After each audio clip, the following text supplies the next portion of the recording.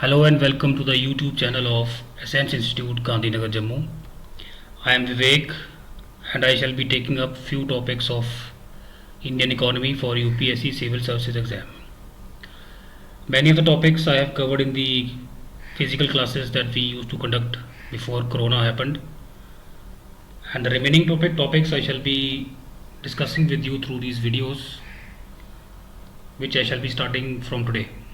The first video I shall be sharing today, and every day I shall be sharing videos with you, and the remaining topics will be covered this way. So today's topic is banking in India. हमारे देश में banking का क्या status है, किस तरीके से banks एक क्रिटिकल रोल प्ले कर रहे हैं in the nation building, in the economic development of the country, and what are the problems that the banking sector in the country faces. But before that, I think we should study briefly about the history of banking in our country. For us to understand any important phenomenon, any important entity which is playing its role in the country today, we must, I think, look back to history. इस तरीके से अगर हम इसको पढ़ने की कोशिश करेंगे तो हम will be in a position to better understand, better appreciate the role that banking plays in our country. So we shall be starting with the history of banking in India. Now this history of banking in our country can be divided into three phases. First is the before independence stage, that is 1947 से पहले. Second is from 1947 till 1991. 1991, as you know, was the watershed year in the economic history of the country. We started economic reforms in that year. Many sectors of the economy, including banking, they were opened up for private players. And third stage will be from 1991 till date, आज तक. अभी तक 1991 से लेके अभी तक banking में क्या क्या हुआ है. Now, if we talk of before independence, one thing, when we talk of banking history of banking in our country, we talk of modern banking. हम बात करते हैं मॉडर्न बैंकिंग की, और मॉडर्न बैंकिंग हमारी कंट्री में स्टार्ट होता है with the advent of the East India Company, the Britishers in the 17th century. Before that also there used to be some banking like activities in the country. जैसे money lenders होते थे, शाहूकार होते थे, वो भी क्या करते थे, कर्ज देते थे लोगों को. But mostly those used to be along certain own their principles of their own, काफ़ी exploitative रहता था. और जो modern banking है, it started with the advent of the British, the East India Company. And as after 1757 Battle of Plassey, 1764 Battle of Buxar, जैसे east India company ने अपने पैर पसारने शुरू किए हिंदुस्तान में, बेसिकली तो ट्रेडिंग कंपनी थी. Later on it develop political ambitions, और पॉलिटिकल और इकोनॉमिक तो स्ट्रांगली इंटरकनेक्टेड रहता ही है. So as things progressed, a need for banking services was felt, and keeping that in mind, Bank of Hindustan, it became the first bank to be established in Calcutta in the year 1770. 1770 में Bank of Hindustan पहला bank बनता है जो कैलकाटा में establish किया गया. लेकिन कुछ सालों के बाद, 5-10 सालों के बाद, this bank failed. Reason being it could not generate acceptance among the people. It was a new concept and the people could not accept it. They could not repose their confidence in the bank, and it failed. But then, as the economic activities of the company were progressing, also in 1813, जब 1813 का charter act आता है तो उसमें जो उसकी monopoly है east India company की, वो ख़त्म कर दी जाती है. Some more companies were also allowed to indulge in trade with the Indian counterparts from India. और बैंकिंग की जो रिक्वायरमेंट्स हैं बैंकिंग सर्विसेज की, they were now felt all the more. So तब तक एक और चीज़ डेवलपमेंट हो चुकी थी कि जो ब्रिटिश थे उन्होंने अपना क्या किया था, they had establish their dominance in the areas of Bengal, Madras and Bombay. जिसको प्रेसिडेंसी एरियाज बोलते थे। और 1806, 1840 एंड 1843 में बंगाल, मद्रास एंड बॉम्बे रिस्पेक्टिवली, इन तीन जगहों पे, इन तीन प्रेसिडेंसी में बैंक्स एस्टैब्लिश किए जाते हैं। Banks of Bengal, Bank of Madras, Bombay, in the years 1806, 1840 and 1843 respectively, and these were known as presidency banks. Presidency banks. Now things started growing from there. In 1860, Joint Capital Company Act was passed. और इस act के पास होने के बाद कोई भी दो या दो से ज़्यादा लोग मिलकर एक बैंक खोल सकते थे। एंड 1865 में Bank of Allahabad 1865 became the first non presidency bank to be open in the country.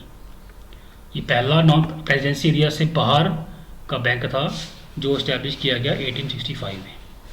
Then in 1881 Awadh Commercial Bank was established, and it was the first bank to be managed by Indians. Not that it was owned by Indians only, it had British partners also, but it was managed by Indians. And Punjab National Bank, PNB, established in the year 1894, this was the first fully Indian bank. All the shareholders were Indians. And as you must have read in your history books, this was a bank in whose establishment Lala Lajpat Rai played a very important role. So similarly, we had Bank of India established in 1906, Bank of Baroda in 1908, Central Bank of India in 1911. Now, during this period, many banks were being established. Then in 1914, World War I started. और जब ये विश्व युद्ध start हुआ, first world war, तो all across the world economic production went down. All across the world there was shortage of capital and many businesses went bankrupt. तो ये जो बैंक्स अभी तक स्टैब्लिश हुए थे जिनके ऊपर कोई रेगुलेटिंग बॉडी नहीं थी, आज की डेट में हमारी कंट्री में आरबीआई है। आरबीआई बैंक्स को बताता है कि आपने इतना लैंड करना है, इतना नहीं करना है। उस टाइम पे ऐसा कुछ नहीं था। Whatever the banks collected as deposits from the people, most of those deposits, most of that capital, they lend to the business houses as loans. क्योंकि बैंक पैसे कैसे कमाता है, लोगों से पैसा इकट्ठा करता है, उनको इंटरेस्ट देते हैं डिपॉजिट पे, और वही पैसा जो है वो क्या करते हैं, लैंड करते हैं as loans to different entities. और इन दोनों इंटरेस्ट के बीच में जो डिफरेंस आता है वो बैंक का क्या होता है, प्रॉफिट होता है। So to earn more and more profit, all these banks lend heavily. And when the world war happened, what happened, people became panicky, they went to the banks to withdraw their money, लेकिन bank के पास वो पैसा नहीं था। क्यों? क्योंकि bank ने काफ़ी सारा पैसा, भारी मात्रा में पैसा जो क्या किया था, उसको लेंड कर दिया था। तो मैनी बैंक्स वेंट बैंकरप्ट। खैर चीज़ें इंप्रूव होती हैं, बट देन जो बैंकिंग सेक्टर है इट रिमेन्स स्ट्रेस्ड। और जो प्रेसिडेंसी बैंक्स बनाए गए थे, Bank of Bengal, Bank of Bombay and Bank of Madras, इनको भी, इनकी हालत को भी सुधारने के लिए 1921 में all these three banks are merged and they are collectively known as the Imperial Bank of India, which in 1955 after independence was nationalized and named as the State Bank of India. That is your ubiquitous SBI, जो आपको हर जगह देखने को मिलता है। Now इस तरीके से डेवलपमेंट होती हैं। और 1929 में क्या होता है, फिर से एक बड़ा इवेंट होता है, unfortunate event, the great economic depression, जो स्टार्ट होता है यूएसए से and it spreads to almost all the world. Again banks find themselves in similar situation, again there was no authority to control their operation and again many of the banks went bankrupt, they had to close their shop. So the British government of that time, they tried to locate the reason for all this fiasco, why all these banks were opening up and shutting down whenever a crisis came. तो उन्होंने एक commission बनाया 1926 में, जिसको बोलते हैं Hilton young commission 1926. Sorry for the in coordination between this stylus and the screen, laptop screen. I'm using it for the first time. सो 1926 में एक हिल्टन यंग कमीशन बनता है. वो कहता है कि आप एक ऐसी ओवर आर्किंग एक रेगुलेटिंग बॉडी बनाएं जो क्या करे, बैंकिंग ऑपरेशंस को, बैंकिंग सेक्टर को हमारी कंट्री में क्या करे, कंट्रोल करे, उनको हेल्दी और प्रूडेंशियल फाइनेंशियल प्रैक्टिसेस अडॉप्ट करने के लिए प्रेरित करे, इंस्पायर करे.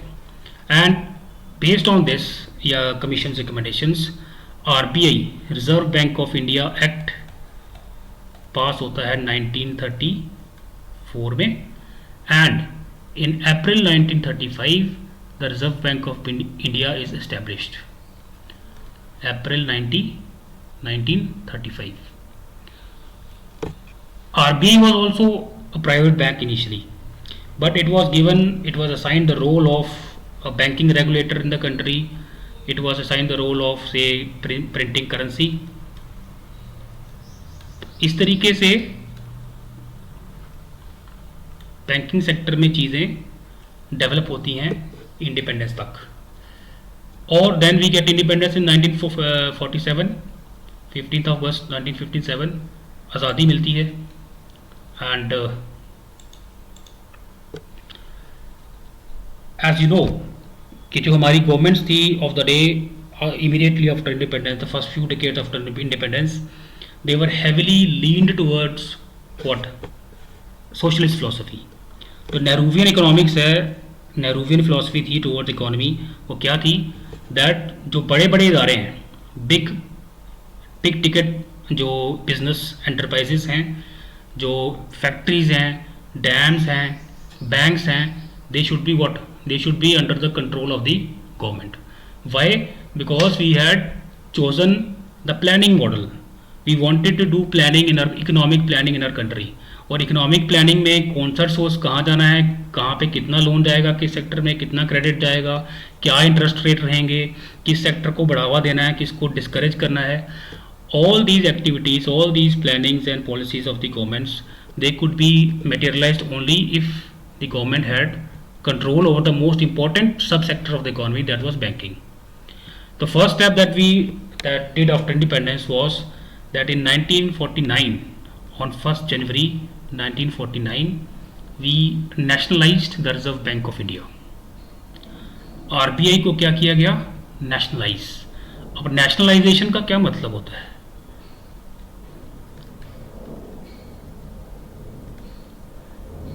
Nationalization means when the government of a country overtakes the control and ownership of an enterprise. मान लीजिए, like say, let me give an example. During the current scenario, the current times, जो आपका sanitiser है उसकी बड़ी ज़रूरत है.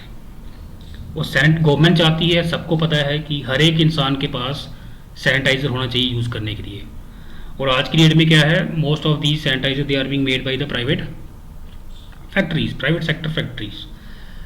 And today, और private sector looks up to its interest only, उसको अपना प्रॉफिट चाहिए. तो गवर्नमेंट क्या करेगी, कर सकती है कि इन जितनी भी ये फैक्ट्रीज हैं, मान लीजिए 100 फैक्ट्रीज हैं, इन 100 फैक्ट्रीज को खरीद लेती है. तो अब गवर्नमेंट के पास इन फैक्ट्रीज का कंट्रोल भी है और ओनरशिप भी है.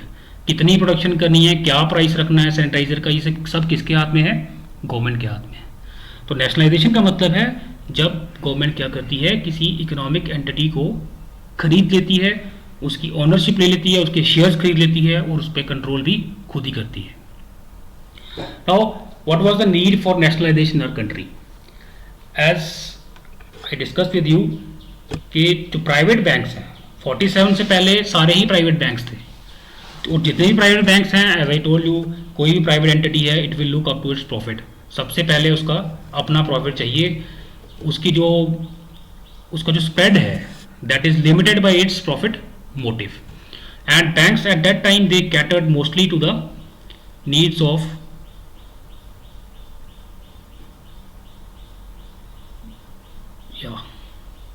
Large industries and big business houses. और जो ब्रेड विनिंग सेक्टर्स थे जैसे एग्रीकल्चर है, स्मॉल स्केल इंडस्ट्रीज़ हैं, एक्सपोर्ट्स हैं, दे वर लैगिंग बिहाइंड. मतलब उनमें sufficient amount of credit flow was not going. They were not getting the financial support that they should have got from the banking sector. अब ये government force तो कर नहीं सकती private sector को, उस टाइम प्राइवेट बैंक्स को, कि भाई आप क्या करें, एग्रीकल्चर को इतना लोन दो, इस रेट ऑफ इंटरेस्ट पे लोन दो, ये इतना पे बैक पीरियड होना चाहिए. All this could be done only if the banks are nationalised. और एक बात और थी कि अभी भी जो जनता थी, जो गरीब लोग थे, वो मनी लेंडर्स के चंगुल में फंसे हुए थे. और मनी लेंडर्स के चंगुल से निकाल के उनको एक इंस्टीट्यूशनलाइज्ड फाइनेंशियल मैकेनिज्म में लेके आना, बैंकिंग सेक्टर के सर्विसेज अवेल कराना गवर्नमेंट का क्या था, एक मोटिव था. इसके कारण क्या हुआ, हम नेशनलाइजेशन की ओर बढ़े. And the first major nationalisation event that took place in banking sector in our country, it was in 1969, जब इंदिरा गांधी रजीम ने 14 बैंक्स को हमारी कंट्री में क्या किया, नेशनलाइज किया.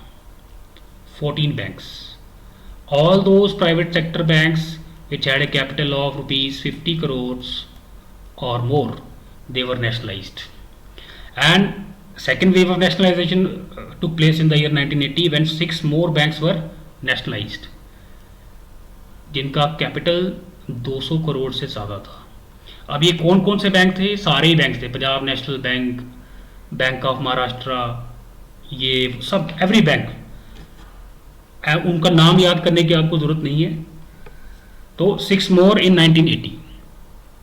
सो इस तरीके से क्या होता है, हमारी जो प्रोग्रेस है बैंकिंग सेक्टर की चलती है, and we reach 1980s and early 1990s.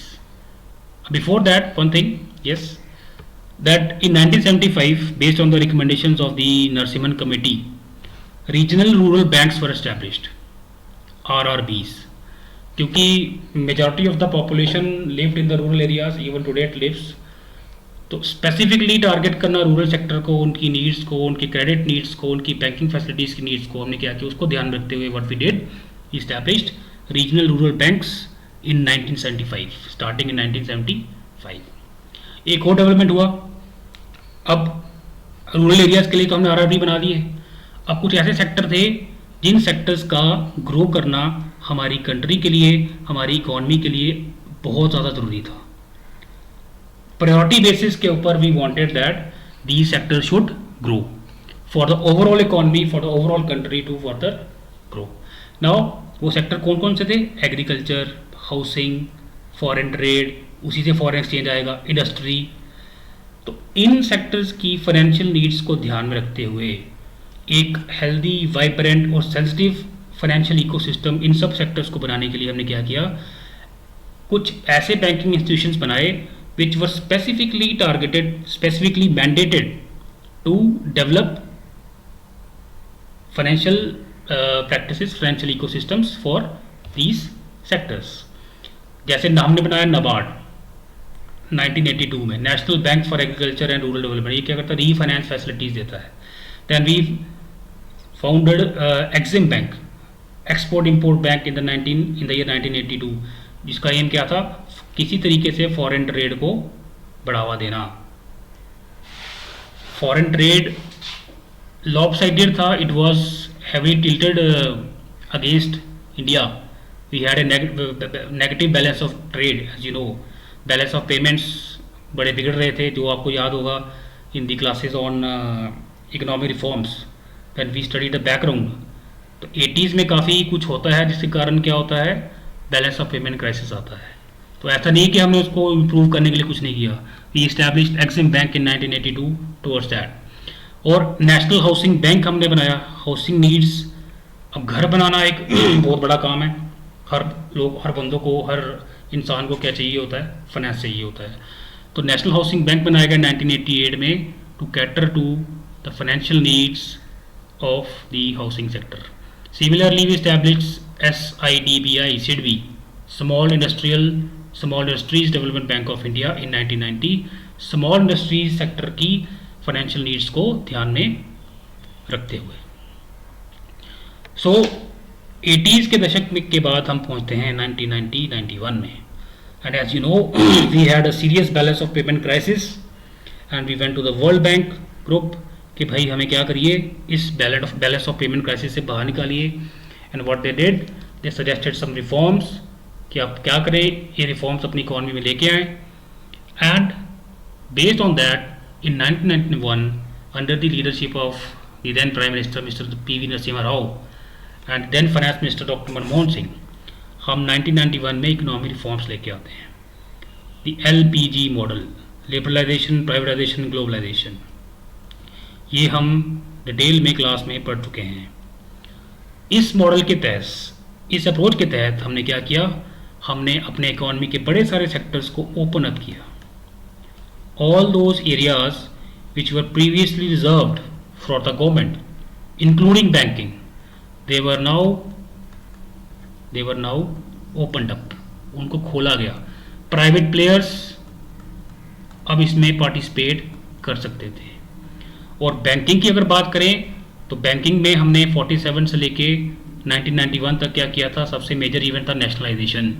Nationalisation का एम क्या था कि हमारे जो बैंकिंग पेनिट्रेशन है वो बढ़े, फाइनेंशियल इंक्लूजन जो है वो बढ़े, लेकिन जिस लेवल की बढ़नी चाहिए थी वो नहीं बढ़ी.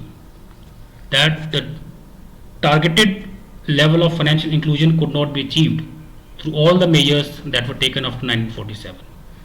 So, a committee was formed under the chairmanship of ex-governor Mr. Narasimhan, और उस कमेटी ने 1991 में ही रिकमेंडेशन दी है क्या कि आप क्या करें, नरसिम्हन कमेटी, आप क्या करें, आप प्राइवेट प्लेयर्स को, प्राइवेट सेक्टर के एंटिटीज़ को भी बैंकिंग सिस्टम में अलाउ करें. इससे पहले कोई भी प्राइवेट बैंक इंडिया में नहीं था, जो थे वो नेशनलाइज कर दिए गए 1969 में, 1980 में. अब क्योंकि आपकी नीड्स डिफरेंट हो चुकी हैं, समय बदल गया है, तो नरसिम्हन कमेटी ने क्या कहा कि आप प्राइवेट सेक्टर को भी अलाउ करें.